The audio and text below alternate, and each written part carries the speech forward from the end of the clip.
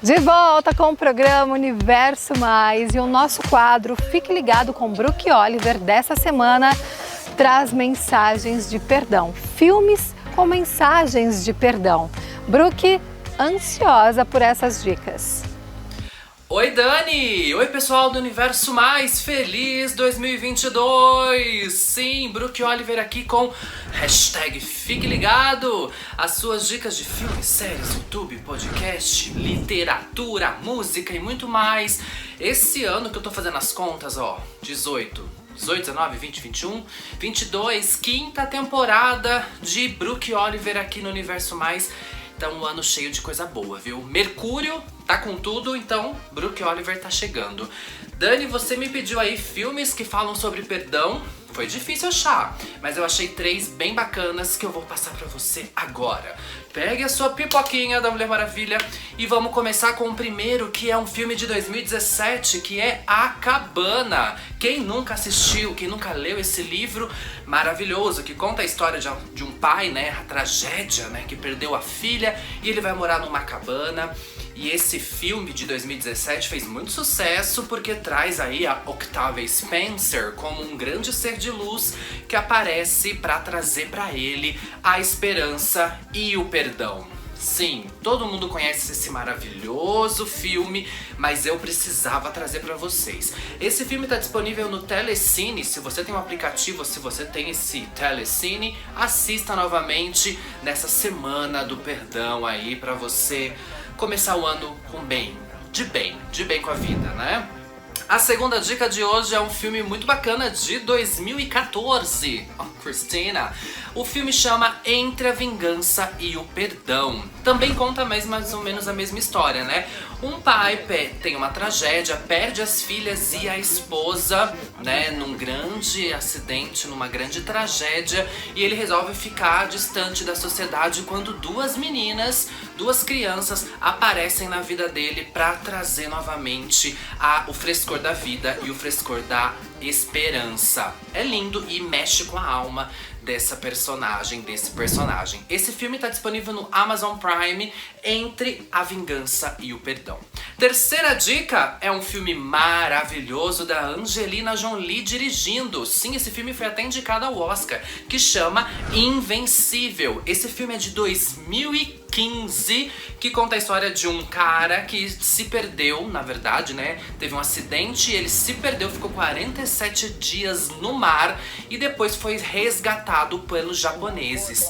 E os japoneses mostraram pra ele um novo significado pra vida dele. O filme é lindíssimo, concorreu e eu amei. Tá? Esse tá disponível na Netflix. Invencível também fala sobre essa questão do perdoar e de ser uma pessoa melhor, tá bom? Depois coloca aqui embaixo qual filme você mais gostou, qual que você assistiu, conta pra mim, conta pra gente, compartilha o nosso programa. E dica, vá ao cinema assistir Matrix 4, que tá maravilhoso, eu fui assistir ontem e amei. Tá passando aqui no cinema de Araraquara e de toda a região, Matrix 4, hein? Vai assistir. Dani, um beijo, a semana que vem eu volto com muito mais, fique ligado pra vocês. Ótimo ano! Até semana que vem, tchau, tchau! Você seria capaz de perdoar verdadeiramente alguém que te ofendeu, que te magoou? José do Egito fez muito além disso. Foi vendido pelos irmãos, se tornou escravo, prisioneiro, mesmo assim perdoou. Confira a segunda parte do nosso bate-papo. Estê, nos conte então, qual é essa história tão linda de José? Muito resumidamente, José é o primeiro filho da mulher mais amada de Jacó. Jacó tinha grandes promessas vindas de Deus. E isso, com certeza, era derramado sobre a família dele. A Bíblia diz isso, que as nossas bênçãos, elas transbordam, né, e elas se espalham para as pessoas que estão ao nosso redor, as pessoas mais próximas. Então, Jacó tinha sua família ali mais próxima. E por esse amor que Jacó tinha em José, os demais filhos odiavam José. A palavra é mesmo essa, ódio. E E José, ele tinha toda a sua inocência e o pai confiava demais nele. Uma das principais qualidades de José é que ele, por onde ele passou, ele foi uma pessoa de confiança. Em toda a história dele, José era uma pessoa considerada de confiança. Aqui, conforme eu for contando, a gente vai entender melhor sobre eu estar denominando José com essa qualidade.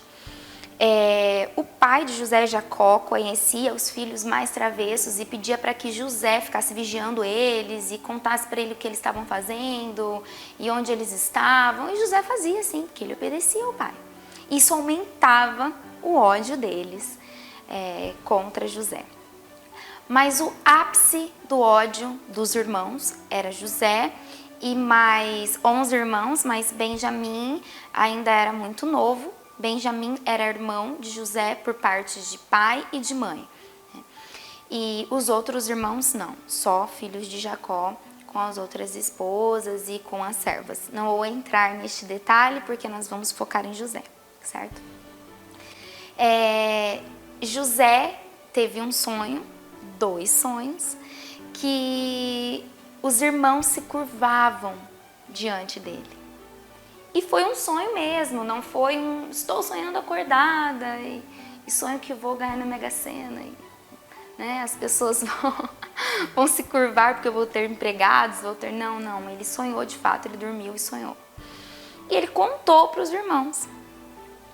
E os irmãos ficaram muito bravos com ele e esse foi o ápice do ódio. Eles tinham ciúmes, inveja e esse foi o ápice do ódio. E o que aconteceu? José foi procurar os irmãos a mando do pai e os irmãos os irmãos vendo José, indo ao encontro deles, já planejaram matá-lo.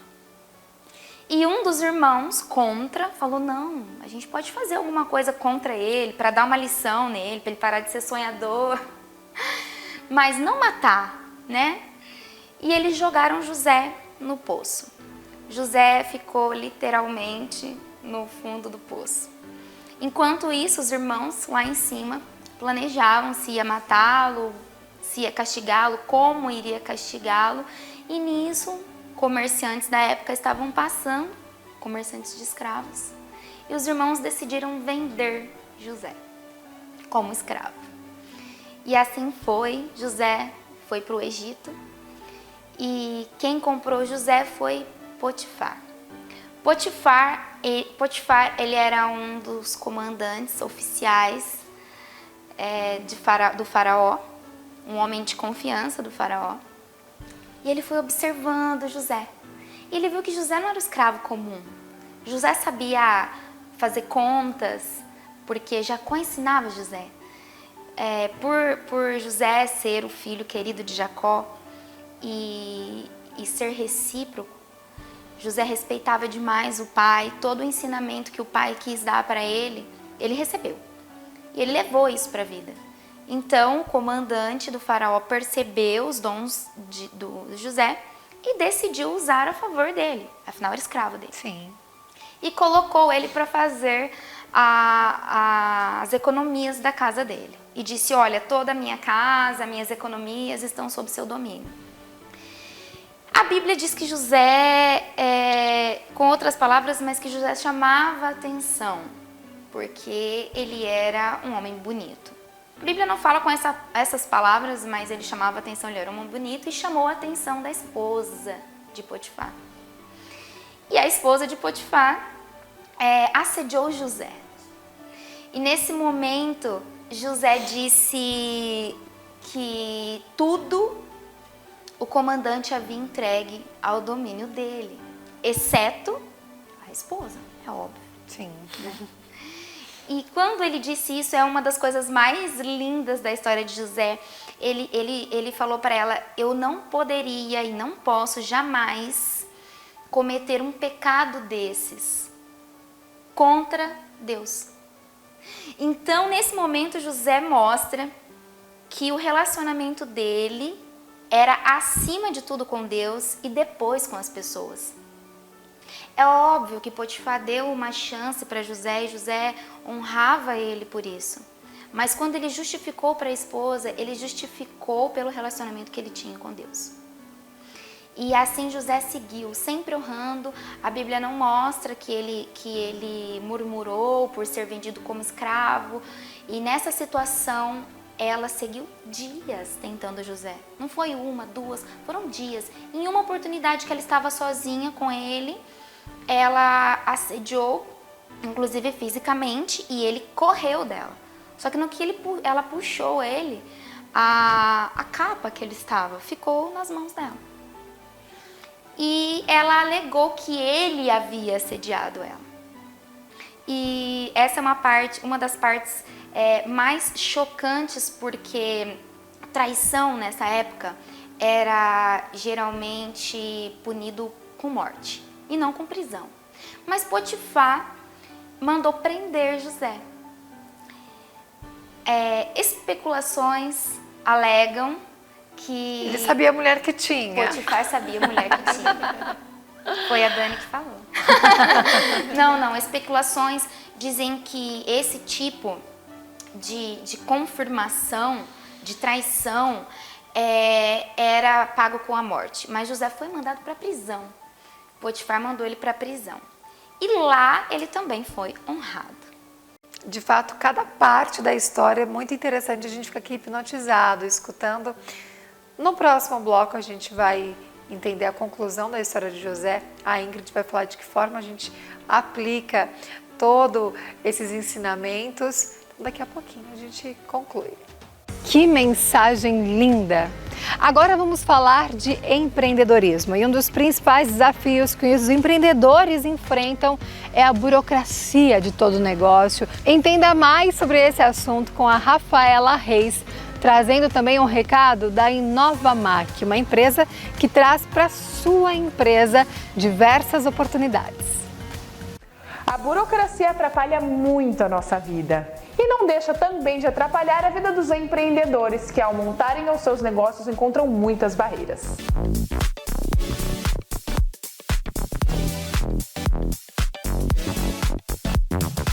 O maior obstáculo apresentado pelos empreendedores gerais na parte jurídica de uma empresa são os impostos. Em uma pesquisa, 60% dos profissionais classificaram a parte burocrática como uma dificuldade extrema de todas as outras.